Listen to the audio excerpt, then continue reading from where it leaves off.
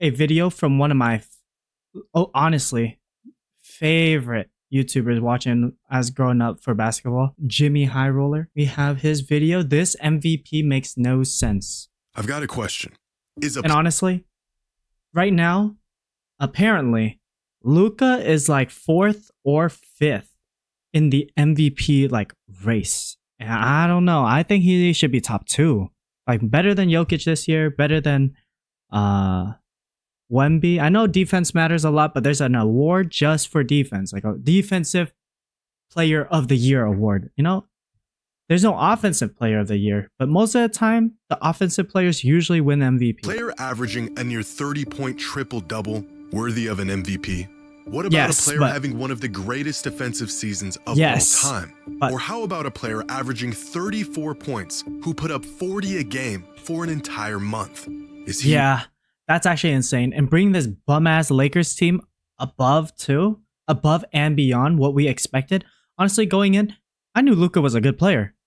But like, I never expected him to like bring the Lakers to 3rd in the West. Worthy of the award? I thought they were like top 6 or a play-in team. Who is having the most efficient 30-piece in the history of the NBA on his way to... I hate SGA, low-key. I'm not a bandwagoner. I guess points is points, but honestly, I'd be watching TikToks and stuff like that. I know, not a good credible source, but I see it though. Motherfucker be pushing off and everything. 65 wins. Now, the answer is pretty simple. All of these seasons are worthy of an MVP. Oh, most definitely. All of these seasons are happening at the same time. 4 players, 4 legitimate cases being made, and only 1 award. Who should be the NBA's most valuable player this season? Well, value-wise though, like you brought a shitty-ass team up there. Like I know LeBron's old. AR, he's okay, but no defense too. You know, like you got to play defense sometimes. You know, like you can't just be all Lucas shit. You know? Who you ask and what they value. Whereas SGA, he's not the most valued out of all of them because even without SGA and they just have like a low-key okay star, they would still do pretty decent because that team's low-key relatively pretty good as well. So he's not the most valuable player in the league because like his team is valuable. You know what I mean? Does that make any sense? Not individually. Like he's good, but nah. Today's video is sponsored. Sorry, my brother. Oh shit. Winning the MVP usually means putting up numbers that jump off the stat sheet. It's not the only thing that matters, but big eye-popping box scores have almost become a prerequisite for the MVP award. And right now there's 2 players who don't just stand out this season. Nah, my top 2 is Luka and Wemby, honestly. Amongst every season. If we just look at raw box score numbers, Jokic and Luka are gapping the entire league this season. Their numbers have gotten so absurd that they make Shea's 31, 4, and 7 look kind of normal. Add up their per game points, rebounds, and assists, and Jokic and Luka are having 2 of the top 5 most productive seasons in modern NBA history. Jokic joining the 50 Club, an exclusive group. Oh my god. Shit. That was previously only occupied by 2017 MVP Russell Westbrook, 2025 Jokic, and 2024 Luka. But if sheer numbers alone guaranteed a player an MVP, then Jokic would have won the award in 2025, and Luka would have won it in 2024. So would James Harden in 2019, Luka again in 2023, and LeBron in 2018. As box score numbers continue to... Yeah, I heard about the 2018 LeBron thing. A lot of people thought that he should have won too. Who did win 2018? I forgot. So does the frequency of these historically significant seasons. In fact, 17 of the last 20 most productive seasons in modern... Hold on, let me Google search this. Who won MVP in 2018? Oh, it's James Harden. I mean, was that the year? The beard year? NBA history. I think he should have won the year before, right? The last 8 years. Seasons like this, that were once not only warrant of an MVP, but were historic milestones, are now becoming an annual occasion for players like Jokic, Luka, and Giannis. And the more often we see these shockingly large numbers... these guys got video game-like numbers. It's actually insane how much, like 30 points averaging, and then like fucking 14 and 12 or whatever he has. Like, it's actually insane. It wasn't long ago when averaging a triple-double all but guaranteed Russell Westbrook an MVP as a 6th seed. But in today's NBA, Damn. averaging a near 30-point triple-double might not even land you in the top 3 spots for the MVP. Unlike other superstars around the league who fill the stat sheet with historic volume, Shai Gilgeous Let's see. Holy shit, blocks per game. It's insane right there. True shooting. Oh my god, Jokic's true shooting is actually insane too. Holy shit. Alexander has maintained 3 his blocks spot per as game the is MVP insane. favorite with a season of record-breaking efficiency and consistency, all while spearheading the best team in the league. According to ESPN's net point stat, Shai has only had 5 bad games all season. In fact, there has only been one season in the history of the league where a guard was more efficient than Shai at scoring the ball while averaging at least 30 a game. And it was by the greatest shooter of all time, having the greatest season of his career. But to say Shai has simply been efficient this season would be an understatement. So far this season, Shai is scoring 1.6 points every time he shoots the ball. That is the most points per shot by any volume scoring guard. Yeah, but motherfucker shoots like fucking 12 free throws a game. 12 to 15 to 20 free throws. Shai Gilgeous-Alexander isn't having one of the most efficient seasons by a guard. He is having the most efficient season of all time. Yeah, now, man, I hate to say it, but it's true, though. Victor Wembanyama's numbers pale in comparison. A lot of his value coming on the defensive side of the ball. And I don't think you'll find any But that's why he would get Defensive Player of the Year, though. Lines on the stat sheet. But Victor has been on a minutes restriction all year. If we standardize these numbers on a per 75 basis, then you can really see just how much Wemby is impacting the game every time he's on the court. With box score he's nearly fucking averaging 4 blocks a game. That match these other candidates, even as a player who doesn't favor offense. However, earning the title as the most valuable player in basketball requires value that goes far beyond the box score. Honestly, it's literally Luka though. Like, or is Luka or Jokic or I don't. Shai's having an efficient year, yes, but without him, like without any of these players, if they weren't on their team would be low-key really ass. Like at least Jokic still has Jamal Murray. Victor Wembanyama's team for sure would have to wait like 3 more years for someone to develop. Luka, they don't have any more years. This is their now team. And they're not, like, without Luka, like, I'm being honest, kind of dookie. But even really looking past the raw numbers doesn't barely make a play-in this decision team any easier.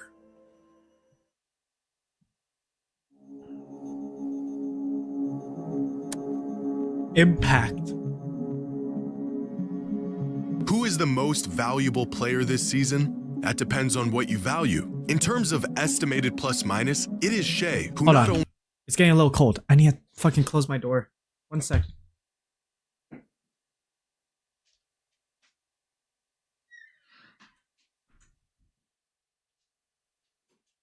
Oh my god, it's so cold. As I say that, and it's 65 degrees. He has a lead on the rest of the league. He has the 3rd highest single season EPM of any player this What is EPM?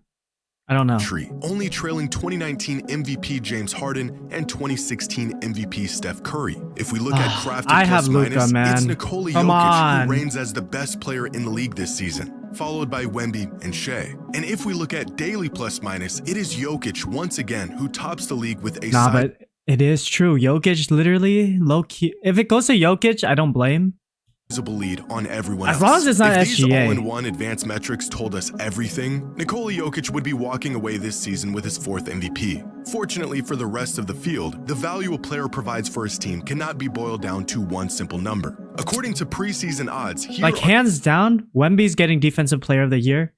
Hands down, hands down. The projected number of wins each team he is very valuable to finish with this season. Now, these projections can be off for a number of reasons. Teams dealing with injuries, unexpected leaps from young players, and of course, the individual impact of an MVP level player. Coming into the season, the Denver Nuggets were projected to win 54 games. Right now, they are on pace for about 52. Hey, that's low-key okay. That's low-key okay. Thunder were projected to finish with about 63 wins, a total they're on pace to surpass by 2 wins. The Lakers were projected to win 47. But their team's low-key kind of like stacked with really fast, good role players though. 7 games, and they're currently on pace for 53. That's a But plus it is 6. the I know, because even without Luka on that team, the fucking I love the Lakers. I love the Lakers. LeBron's my literal GOAT. But that team's fucking dog shit without him. Like, Spurs, actually, who have completely blown they away ain't making the expectations playoffs without this season. Luka. Preseason odds And now they're the have them third winning seed. 45 games this year. They're currently on pace. No, for no, the 62 Spurs are wins, having a fucking, exceeding oh my God. projections by 17 wins. Whoever's in If that you're draft room and picking all of these youngsters, oh my God, they deserve more than a raise. I don't know what to say, but oh my for God. who provides the most value, it might be the guy who's transformed the Spurs from playoff hopefuls into title contenders. But looking at the I think they will be. I think they can beat the Thunder. No cap, like nothing, bro. Like on my fucking deads, I don't have any, but I'm just saying. MVP from this angle assigns individual value They to can- team they success. might not sweep and as them, we all know, despite can the beat MVP the being Thunder. an individual award, They lock more in. often than not, the perception of a player's value is heavily influenced by the success of Like their if team. Stephon Castle did not fucking have 9 turnovers or 7 turnovers or whatever, I know he's trying to get Wemby the ball, like high tosses like that. But hey, they're gonna get tipped, bro. No, like you gotta play smart. After all, if he you are doesn't have those truly the most turnovers, valuable they could player in win. basketball, you should be elevating points your on- team to title points on contention. turnovers is But rather crazy. than looking at team success, let's look at the individual impact these players have on their team. Dunks and Luka Threes has a metric called has to have the estimated best. wins that takes the quality of play from any given player plus the minutes they've played throughout the season to get the estimated number of wins they've contributed to their team's total. Our 4 MVP candidates being the top 4 players in the league this season in estimated wins with 13.8, 14.6, Are we looking at estimated wins? 13 point. Oh, I see. 16, I'm just and stupid. 18. Nikola Jokic is solely responsible for a third of the Nuggets' wins. Hey, that's true though.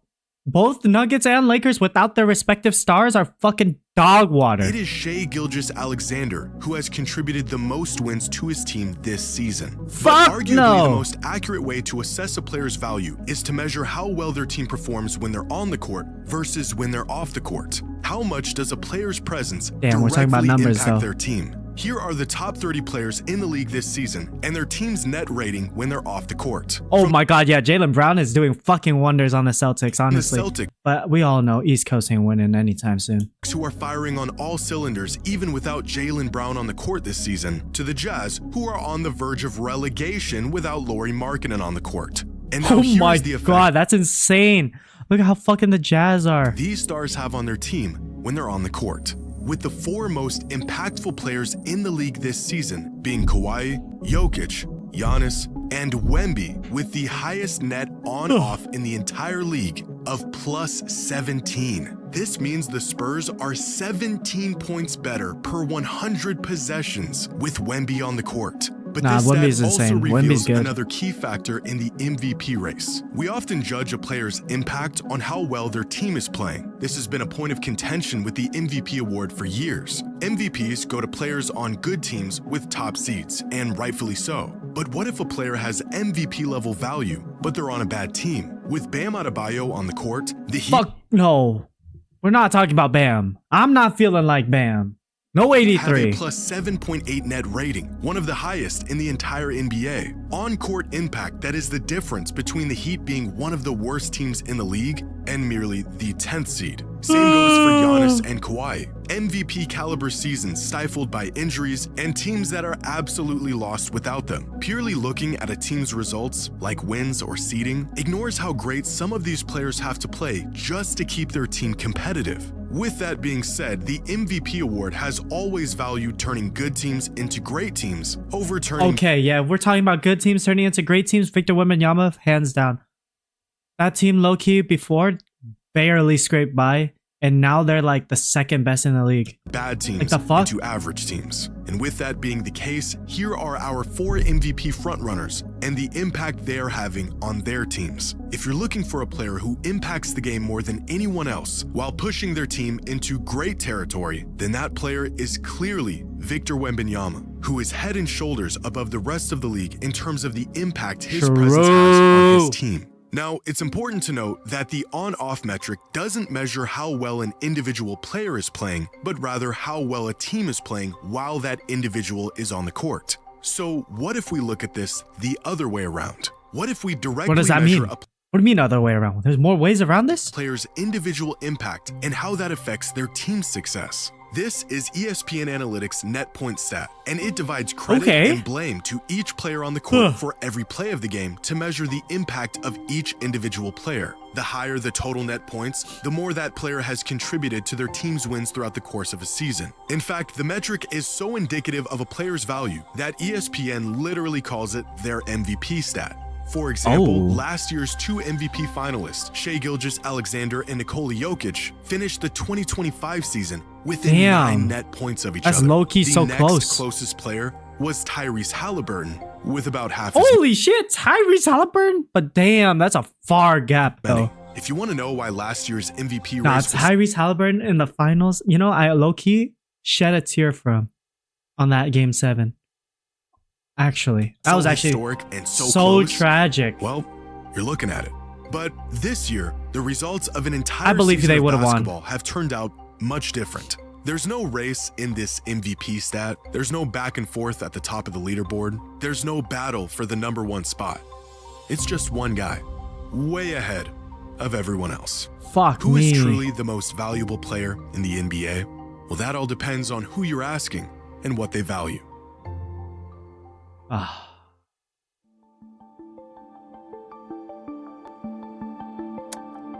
Making the case. With just a couple weeks left in the season, the MVP race has become so close that there is no clear consensus on who the actual most valuable player in the league is. One I source genuinely will don't say know it's too. Luka, another will say it's Wemby, and another will tell you it's Shai. According to Basketball References, Low-key, even though I know I hate it, I'm gonna say it once. I think Shai might win.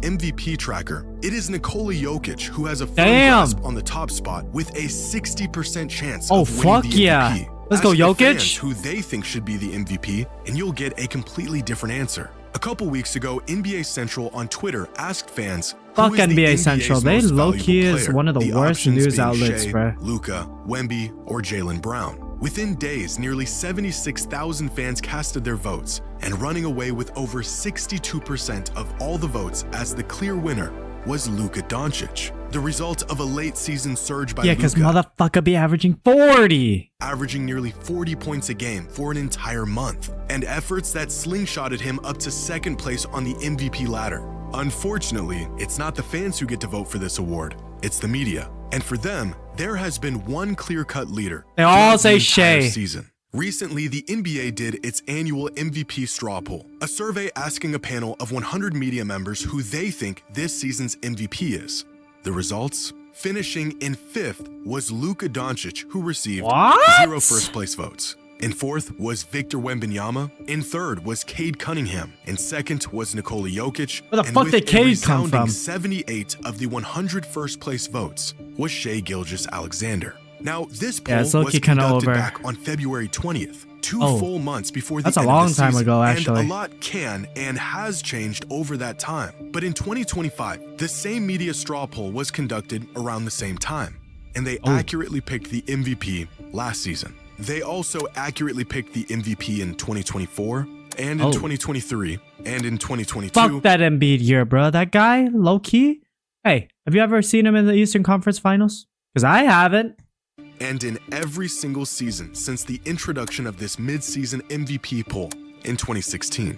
Over the course of the entire season, 9 different players have slid in and out of the MVP leaderboard. Nah, low key. From I believed in Cade, but you know, he low key got injured recently.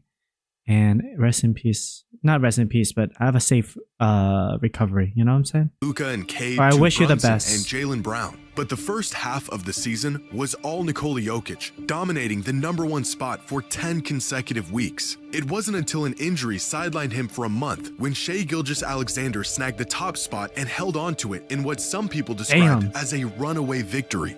At least it was, up until last week, when for the first time in his young career, Wemby?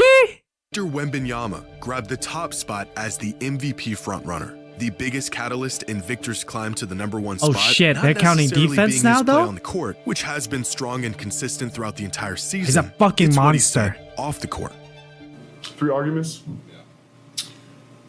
My first one would be that defense is 50% of the game. It's true. and that it is undervalued. So far in the MVP race, I believe I'm the most impactful player It's defensively true. in the league. Actually, Second argument would be we almost swept OKC in the season. That's and we true. Dominated them. My third argument would be that offense impact is not just sports. it's true. Immediately after this interview, Wemby's odds to win MVP shot up from plus 1900 to plus 225, pushing Luka into Wait, plus 225. So he's still a front runner, but he's second place right now for sure. And then, oh my the god, third spot and turning this late season battle, at least on paper, into a two-man race. If the MVP strictly went to the best player on the best team, then for the same reason he won it last season, Shai Gilgeous-Alexander would be crowned as the league's most valuable player. If the award went to the player who has the largest impact on his team, then Victor Wembanyama would become the youngest MVP in the history Fuck of the league. yeah. If Hey, the award Wemby was all the for way. most dominant player in the league, Nikola Jokic would be a 4-time MVP by the end of the season. And if the fans had a say in Wemby it, all the Luka way. Doncic would be walking away as the league's most valuable player. With 2 weeks left in the season, the MVP race has grown closer than it's ever been. And with 4 players who all have a legitimate case for the award, only one can earn the title as the NBA's most valuable player. damn. Hey, Wemby all the way. Wemby, you got my vote.